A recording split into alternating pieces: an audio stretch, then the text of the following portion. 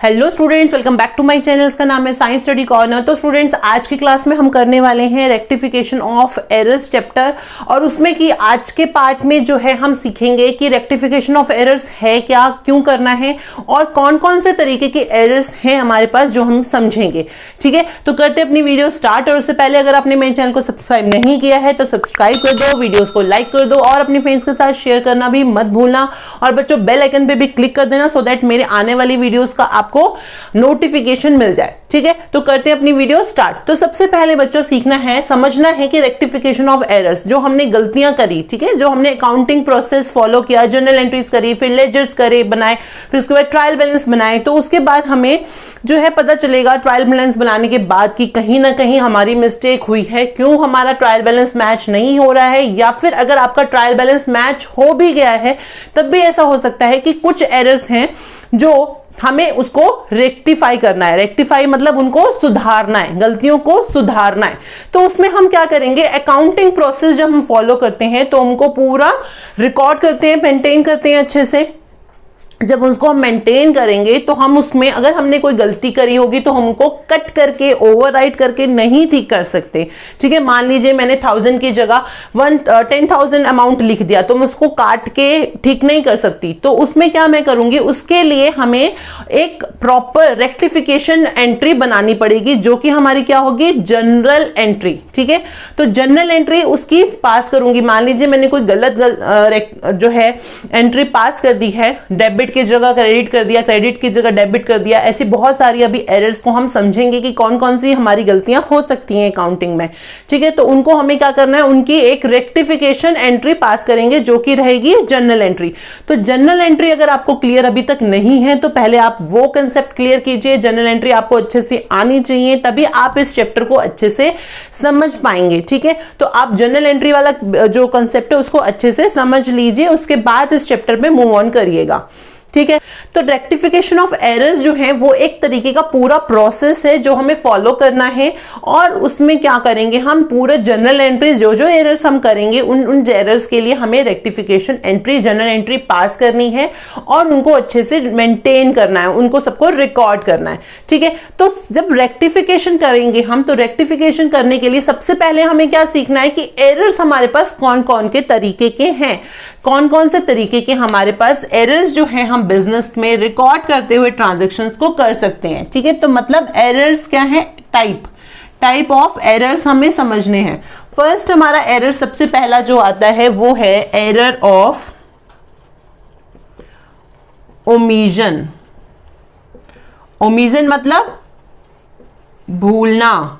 ठीक है, अगर हमने कोई ट्रांजैक्शंस को रिकॉर्ड करना ही भूल गए, मान लीजिए मैंने सुनील को पेमेंट करी, सुनील को मैंने 10,000 रुपीज पेमेंट करी, ठीक है, कैश में पेमेंट करी, पे करा, तो मेरी जनरल एंट्रीज की क्या बनी, Sunil debit 10,000 to cash account.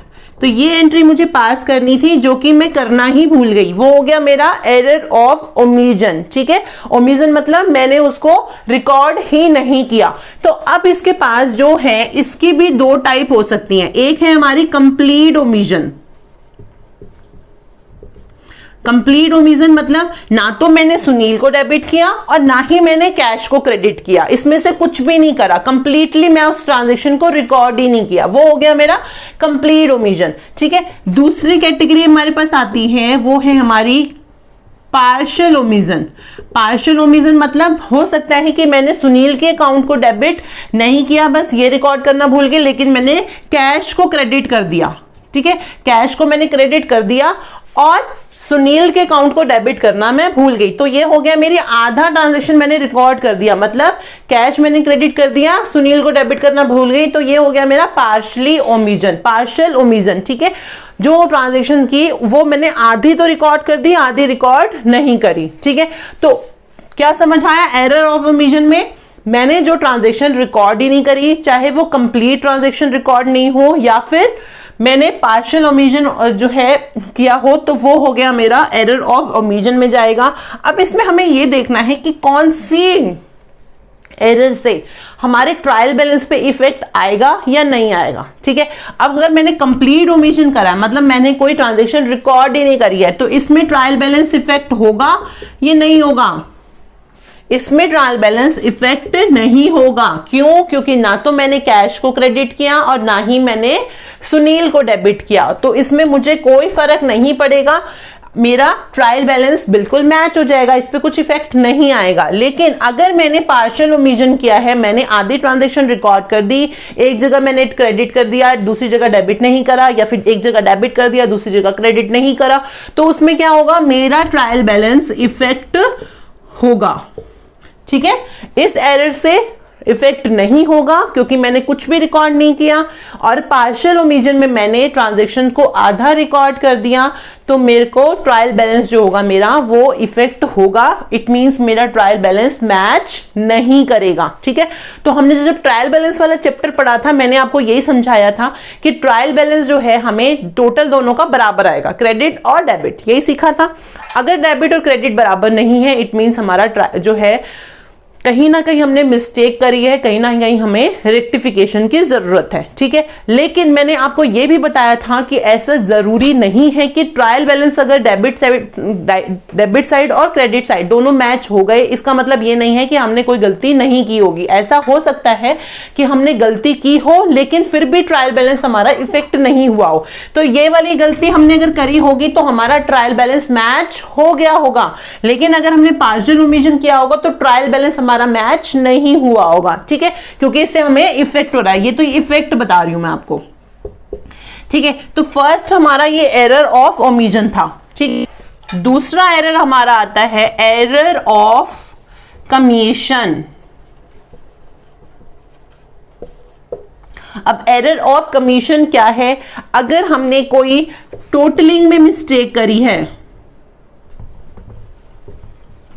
अगर हमने कोई पोस्टिंग में मिस्टेक करी है, अगर हमने कोई कैरी फॉरवर्ड करने में कोई मिस्टेक करी है, तो ये सारी की सारी हमारी क्या होंगी?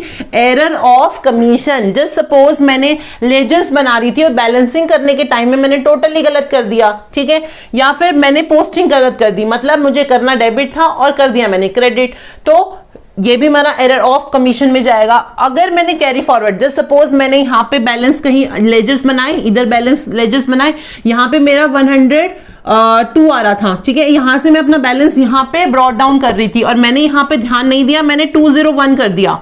ठीक है, तो ये भी मेरी गलती क्या होगी? Error of commission. ठीक है, तो ये जो गलतियां हैं वो कहां जाएंगी?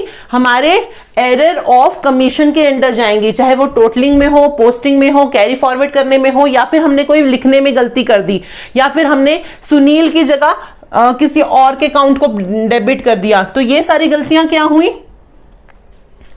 Error of commission. ठीक है, तो जब एरर ऑफ कमीशन की बात करें तो उसमें हमारा ट्रायल बैलेंस इफेक्ट होगा या नहीं होगा, ये हम अभी से नहीं बता सकते, क्योंकि ये हमारे एरर के ऊपर डिपेंड करता है कि हमने किस तरीके का एरर करा है। तो यहां पे हमारा आ जाएगा मे इफेक्ट और मे नॉट इफेक्ट।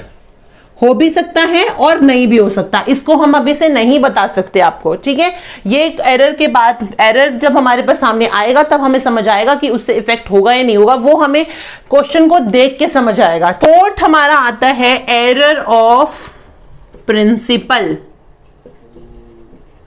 ठीक है, तो हमने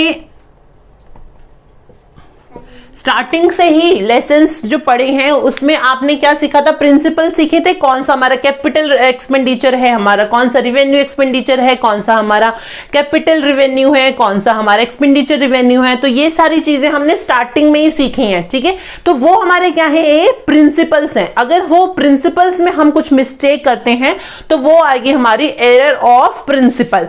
जस्ट सपोज हम इसका एग्जाम्पल लेते हैं। जस्ट सपोज परचेज करी मैंने, क्या? मशीनरी परचेज करी 10,000 रुपए की। ठीक है, और किससे करी है? कैश में पेमेंट करी है। तो मैं क्या एंट्री करूंगी? यहां पे मेरी एंट्री होनी चाहिए machinery account debit to cash, ये एंट्री बनेगी हमारी। लेकिन मैंने क्या करा? इस परचेज को जो है गुड्स की परचेज समझ लिया। ठीक है, तो मैंने यहां एंट्री पास कर दी, क्या? मशीनरी की जगह purchase account debit and to cash account, ये एंट्री मैंने, ये मेरी रॉन्ग एंट्री है और ये मेरी करेक्ट एंट्री है। ये मेरी एंट्री होनी चाहिए थी मशीनरी मेरा डेबिट, यहां पे मैंने कर दिया परचेज डेबिट। तो ये एंट्री क्या होगी मेरी, ये गलती क्या होगी मेरी, एरर ऑफ प्रिंसिपल। यहां पे मैंने प्रिंसिपल ही गलत समझ लिया, मतलब कि मैंने मशीनरी को परचेज में डाल दिया। ठीक है, परचेज मेरा क्या था, अकाउंट मेरा था रिवेन्यू एक्सपेंडिचर, और मैंने ले गई उसको किसमें, कैपिटल एक्सपेंडिचर में। तो ये मेरी गलती क्या होगी, प्रिंसिपल की मिस्टेक करी है मैंने, तो प्रिंसिपल ऑफ एरर में यहां आ जाएगा। ठीक है, ओके। चलो अब हमें समझना है कि इसका हमें ट्रायल बैलेंस पे इफेक्ट होता है या नहीं होता। ठीक है, अगर मैंने मशीनरी डेबिट कर दी, उसकी जगह परचेज डेबिट कर दिया, मशीनरी डेबिट करनी, मशीनरी की जगह मैंने परचेज डेबिट कर दिया, या परचेज की जगह अगर मैंने मशीनरी डेबिट कर दी, ठीक है, तो मेरे पास ट्रायल बैलेंस में मेरा इसमें कोई इफेक्ट नहीं होगा। ठीक है, इफेक्ट नहीं होगा। इट मींस मेरा जो ट्रायल बैलेंस होगा वो दोनों मैच कर जाएगा अगर मैंने ऐसी गलती मिस्टेक करी होगी। ठीक है, तो ये चीज हमें याद रखनी है। अब हमारे पास लास्ट जो एरर बचता है वो है कॉम्पेंसेटिंग एरर। कॉम्पेंसेटिंग एरर मतलब फर्स्ट एरर ने मेरे सेकेंड एरर को कॉम्पेंसेट कर दिया। ठीक है, तो वो हो गया हमारा कॉम्पेंसेटिंग एरर। उसके लिए मैं एग्जांपल ले लेती हूं। जस्ट सपोज मैंने पेमेंट करी किसी को पेड टू सुनील। ठीक है, वही एग्जांपल ले लेते हैं, 10,000 रुपए।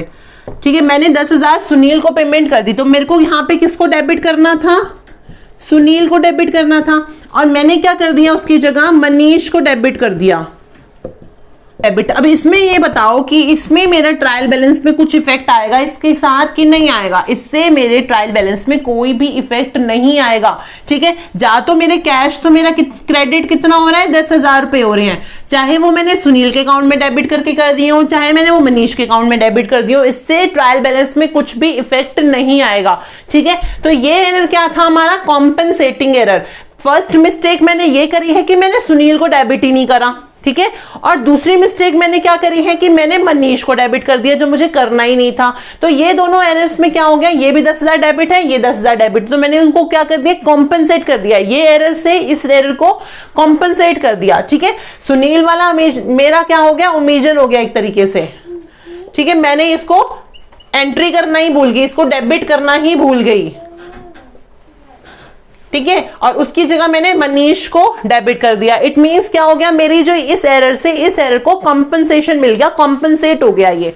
ठीक है, तो ये एरर मेरा क्या हो गया, कॉम्पेंसेटिंग एरर, और ये एरर से हमारे ट्रायल बैलेंस में कोई इफेक्ट नहीं आएगा, ट्रायल बैलेंस बिल्कुल मैच हो जाएगा अगर हमने ऐसा एरर किया होगा। ठीक है, तो यहाँ पे आपके मेनली जो एरर्स हैं, 4 क्लासिफिकेशन ही है, 4 टाइप की एरर्स थे हमारे पास, error of omission, error of commission, error of principle and compensating error. 4 errors हैं, इसी के अंदर जितने भी हमने एरर्स करे होंगे, गलतियां करी होंगी, इनके अंदर ही हमें क्लासिफाई करना है। ठीक है, अब हम नेक्स्ट वीडियो में नेक्स्ट क्लास में सीखेंगे कि हमें जो हमारे एरर्स हैं वो 1 साइडेड हैं, 2 साइडेड हैं, और अगर हमारे 1 साइडेड है तो उनको हमें कैसे रेक्टिफिकेशन करना है, और अगर हमने 2 साइडेड एरर करे हैं तो हमें उनको कैसे रेक्टिफिकेशन करना है। ठीक है, तो ये हम सीखेंगे नेक्स्ट वीडियो में। आज की वीडियो में सिर्फ इतना ही सीखते हैं, तो मिलेंगे अब अपनी नेक्स्ट वीडियो में। इस क्लास को यहाँ पे एंड करते हैं और मिलेंगे अपनी नेक्स्ट वीडियो में। तब तक के लिए have a nice day and good bye.